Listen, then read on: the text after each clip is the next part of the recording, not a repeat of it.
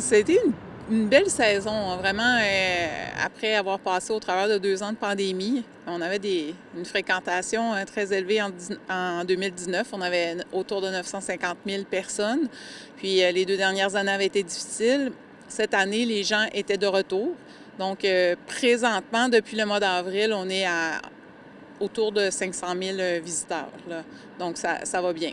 Donc, c'est le retour des touristes qui arrivaient d'Europe, d'Asie, qui reviennent de plus en plus? Oui, c'est ça. Les gens de l'Europe et des États-Unis ont été plus rapidement de retour.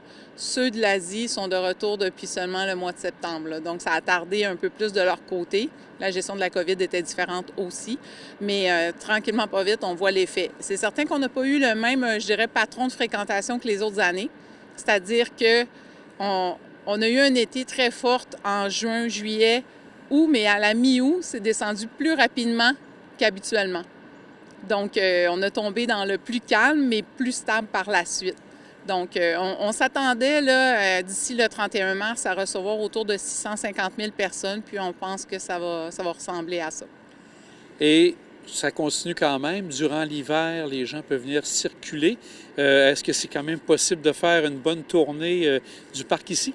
Oui. En fait, l'hiver, présentement, on finit notre saison dimanche. On ferme, le site demeure accessible, mais nous, on ferme nos opérations du 1er novembre au 26 décembre. C'est la période de maintenance du téléphérique. On prend une période de repos. Ensuite, on réouvre pour la période des fêtes. Et après la période des fêtes, on ferme encore une autre période de maintenance du téléphérique et on reprend au début février, le 4, pour poursuivre pour le reste de l'année, là. Donc, c'est pas mal notre calendrier annuel d'opération. Et dans les accès, est-ce qu'ici, c'est encore possible de passer ou, étant donné que c'est un peu plus difficile avec la neige et tout, comment ça se passe? En fait, je vous dirais, oui, c'est accessible. La passerelle contemplative est accessible. Le sentier ici est accessible. Par contre, il n'est pas accessible jusqu'au bout. Puis cette année, il n'est pas accessible jusqu'au bout parce que les travaux d'expérience chute continuent. On n'a pas terminé. Il nous reste la passerelle semi-immergée à assembler. Donc, on va avoir de la circulation de camions, ce qui fait qu'une partie du sentier nature va être accessible. C'est variable, je vous dirais, selon les besoins de déneigement. C'est-à-dire que s'il a tombé beaucoup de neige, ça se peut que le sentier soit ouvert un peu plus tard en matinée, mais sinon, c'est ouvert tous les jours. Vous parlez de la passerelle, justement. C'est un projet qui devrait arriver. Il y a eu quelques délais. On prévoit pour 2023 à ce moment-là? Oui, vous avez raison. Il y a eu des délais. On a tous eu les mêmes raisons aux délais, c'est-à-dire la pandémie, la pénurie de main-d'œuvre, les matériaux qui sont difficiles à avoir au niveau de l'approvisionnement. Donc, tout ça a fait des délais. Il y a aussi le fait que la passerelle semi-immergée, c'est un projet unique. Ça n'a jamais été fait avant. Donc, quelque chose qu'on construit pour la première fois, mais il y a quand même, au début, des allées et venues entre les professionnels, les ingénieurs, les architectes et celui qui fabrique la passerelle. Donc, avant d'avoir un prototype version finale, ça a pris quand même un certain temps. Après ça, on a commencé la fabrication. Donc, présentement, il y a 3 chantiers qui produisent des bouts de passerelle et dans quelques semaines, les gens vont se mobiliser sur place ici pour assembler la passerelle tout au long de l'hiver pour une mise à l'eau, on le souhaite. C'est ce qu'on planifie présentement, une mise à l'eau à l'été 2023. Et donc, les gens vont pouvoir être vraiment à quelques pieds de la chute, on pourrait dire. Oui, vraiment, ça peut pas être plus immersif comme expérience, je crois, parce qu'on va être vraiment devant la chute. Donc, pour ceux qui connaissent l'endroit ou qui vont voir sur le site Internet, devant la chute, il y a un petit îlot rocheux dans le bassin, puis la passerelle va passer devant. Donc, vraiment, il y a une section où les gens vont vraiment être dans l'embrun, là, tout dépendant du débit de la chute, là, mais ils vont être dans l'embrun. Puis, en plus, les passerelles vont être semi-immergées. Donc, quelqu'un qui a ma grandeur va avoir environ l'eau en haut de la taille, mais sous les bras, là, de chaque côté.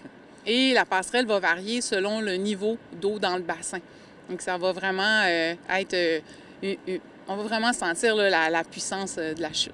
Vraiment une expérience unique qui va être plaisante à vivre. Oui. Je regarde tout près, il y a des blocs de béton ou des parties de béton. Vous dites que à chaque année, on va retirer la passerelle pour l'amener sur ces blocs-là en prévision de l'hiver à ce moment-là? Oui, juste derrière nous, on a ce qu'on appelle des voies de halage. C'est 3 murs de béton sur lesquels il y a des rails. Ces 3 voies de halage-là vont permettre qu'à chaque automne, en fait, vers la mi-octobre, aux grandes marées d'automne, on va désassembler la passerelle en 3 sections, puis on va la ramener ici et la hisser en dehors de la zone où on va avoir des glaces.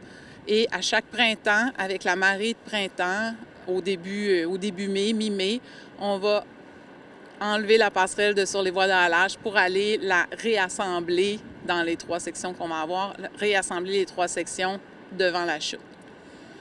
Je m'en voudrais de ne pas parler des prix que vous avez remportés avec l'Ordre des architectes du Québec. Quelles sont les sections que vous avez remportées, qu'on peut voir ici, ici à la chute? Bien, en fait, on a remporté, on est rendu là, en 2022 à 4 prix. Qu'on a remporté. On a encore remporté un dernièrement. Je vous dirais, il y a différentes sections du projet qui ont été présentées pour ces prix-là. Pour les 2 prix qu'on a gagnés au niveau de l'Ordre des architectes du Québec, c'est le prix pour la section Sentier Nature sur lequel on est et la passerelle contemplative. Donc, c'était vraiment, mais c'est un prix qui est présenté dans le cadre d'une requalification des aménagements au bas de la chute. Parce qu'on a aussi travaillé beaucoup sur le sentier minéral qui est en face de nous. On est en train d'ailleurs de compléter là, le réaménagement, la requalification du promontoire de béton qui est derrière nous, les bancs, tout ça. Il y a eu vraiment un réaménagement des sections. C'est pour ça qu'on a gagné. Puis ce prix-là est vraiment pour souligner le travail remarquable des architectes, mais particulièrement dans le cas de ce prix-là.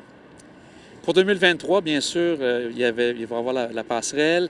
Est-ce qu'il y a d'autres aménagements que vous prévoyez ou vous êtes encore à réfléchir à tout ça? On n'est pas à réfléchir, mais on travaille sur des projets présentement. En fait, c'est sûr que notre grande nouveauté l'année prochaine va être l'ensemble du parcours d'expérience chute qui va être enfin accessible aux gens. Sinon, présentement, on travaille depuis plus de 2 ans sur le réaménagement de l'entrée au haut de la chute. Donc, tout le secteur manoir va faire l'objet d'un réaménagement, nouvel accès, nouveau stationnement, jardin anglais, sentier. Donc, on est dans ces plans-là. Nous sommes à préparer ces plans-là. Présentement, on travaille avec les architectes, les professionnels. Le concept est arrêté, puis on espère là, commencer, lancer la première pelletée de terre là, au cours de 2023.